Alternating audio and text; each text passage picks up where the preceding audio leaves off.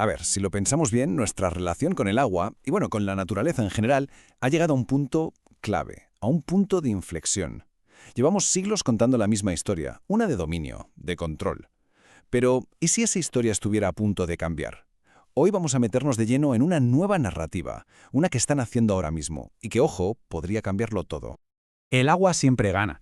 Esta frase de la escritora Erika Gies es potentísima. Es que si nos paramos a pensarlo, hemos pasado generaciones enteras en una especie de batalla constante contra el agua, construyendo presas, canales, diques, todo para intentar doblegarla, para ponerla a nuestro servicio. Pero como dice Gies, y la realidad lo demuestra, al final el agua siempre gana. Y justo ahí, en esa aparente derrota, es donde empieza una historia completamente nueva. Una que ya no va de controlar, sino de co-crear. Claro, para entender bien hacia dónde vamos, primero hay que mirar de dónde venimos. Hay un académico, Peter Glake, que tiene una idea muy interesante sobre esto. Habla de las 3 eras del agua. Y resulta que las 2 primeras, que son, casi toda nuestra historia, se pueden resumir en una única palabra: control. Y es que, si nos paramos a pensar en la escala de esa ambición, es alucinante. Desde los acueductos que mantenían en pie al mismísimo Imperio Romano hasta esa obra monumental que es la presa Hoover, que consiguió domar el río Colorado, o incluso los sistemas de irrigación masivos de la Revolución Verde. Son, sin duda, proeces de ingeniería increíbles, pero todas, absolutamente todas, nacen del mismo objetivo: poner el agua a nuestro servicio, controlarla. Pero claro, esta obsesión por el control no ha salido gratis, ha tenido un coste, y uno muy alto. La ironía de todo esto es que al tratar la naturaleza como si fuera una máquina, algo predecible y que podemos manejar a nuestro antojo, hemos acabado provocando justo las crisis que ahora nos matamos por resolver. Y es que esa sensación de crisis no para, al contrario, se está acelerando.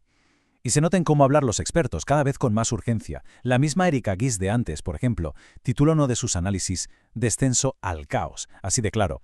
Su advertencia es directa: el sistema está llegando a su límite. Pero no es la única voz de alarma, ni mucho menos. A ella se suma Seamus McGraw, que habla de un país sediento, y señala algo que es, cuando menos, paradójico. Esta mentalidad de control absoluto ha terminado por provocar escasez, incluso en sitios donde, en teoría, el agua debería sobrar. Y por si fuera poco, el panorama se oscurece todavía más. Liam Fox lo llama la tormenta que se acerca. Y aquí ya no hablamos solo de amenazas a nuestros recursos, no. La pérdida ecológica y el cambio climático se convierten en la semilla de posibles conflictos, de un colapso del sistema. Parece que esta historia de control nos está llevando directos a un callejón sin salida. Pero justo aquí, en este punto de máxima tensión, cuando todo parece perdido, algo empieza a moverse. Empieza a surgir una idea nueva, el pistoletazo de salida a lo que Peter Glake llama la tercera era del agua. Y todo, absolutamente todo, arranca con un cambio radical en nuestra forma de pensar.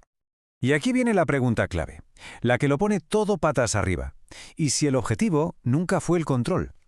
¿Y si en vez de intentar forzar a la naturaleza a hacer lo que queremos, buscamos la manera de asociarnos con ella? Parece una pregunta sencilla, ¿verdad? Pues es una pregunta que dinamita los cimientos de todo el modelo anterior. Este simple cambio de pregunta nos abre la puerta a 2 maneras de ver el mundo que no podrían ser más distintas. Por un lado, tenemos el modelo mecánico de siempre. Es como ver la naturaleza como una máquina gigante. Y nuestro papel es el del ingeniero, el que va por ahí arreglando las piezas que se rompen. Pero luego está el otro modelo, el de los sistemas vivos. Y aquí la cosa cambia por completo. Ya no estamos fuera mirando, estamos dentro. Somos parte de una red, donde todo está conectado. Y nuestro papel ya no es el de arreglar, sino el de cultivar. Cultivar el potencial de todo el sistema. La diferencia, como se puede ver, es abismal. ¿Vale? Suena muy bien, muy inspirador, pero ¿cómo se lleva esto a la práctica? ¿Cómo funciona de verdad? Pues vamos a ver los principios básicos de este enfoque, del desarrollo regenerativo. Se puede imaginar este trabajo como una especie de escalera con 4 peldaños. La mayoría de las veces nos quedamos en los 2 primeros, operar para ser más eficientes y mantener los sistemas para que aguanten las crisis. Y ojo, que son importantes, desde luego, pero la verdadera magia, la transformación de verdad, ocurre en los peldaños de arriba, en el de evolucionar, que es donde creamos nuevo valor, y sobre todo en el último, en regenerar, porque es ahí donde se desbloquea un potencial que ni siquiera imaginábamos que estaba ahí. Para entender bien esto, hay un concepto que es absolutamente clave: el territorio. Y mucho ojo, porque no hablamos de un simple trozo de tierra en un mapa, no. Un territorio, en este sentido, es la conexión viva, indivisible, entre la gente, su cultura y la naturaleza de un lugar concreto. Es, por decirlo de alguna manera, el alma, la esencia única de ese sitio. Y claro, Este concepto de territorio nos lleva de la mano a la idea quizás más revolucionaria de todas, el potencial. Este es el punto en el que dejamos de obsesionarnos con los problemas. Se acabó el preguntar constantemente ¿qué está roto aquí? La pregunta ahora es otra. ¿Cuál es el potencial que está aquí dormido, esperando a ser despertado? El foco cambia por completo. Ya no se trata de parchear, de arreglar, sino de cultivar lo que ese lugar podría llegar a ser. Hay una frase que resume esto a la perfección. Resolver problemas restringe la energía disponible para crear lo que realmente valoramos. Es que es así. Si toda nuestra energía y todos nuestros recursos se van en apagar fuegos constantemente, ¿qué nos queda para construir algo nuevo, algo mejor? El enfoque regenerativo le da la vuelta a la tortilla. Se centra en el potencial. Y lo increíble es que muchas veces los problemas acaban desapareciendo solos, como un efecto secundario de tener un sistema mucho más sano y resiliente.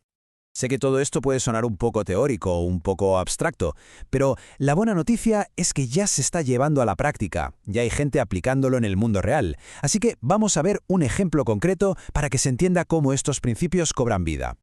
Un ejemplo perfecto es el proyecto Regen ERA Valencia. Aquí, en lugar de llegar con un maletín lleno de soluciones prefabricadas, el foco se pone en la cuenca de la Albufera, pero no como un problema, sino como un territorio vivo.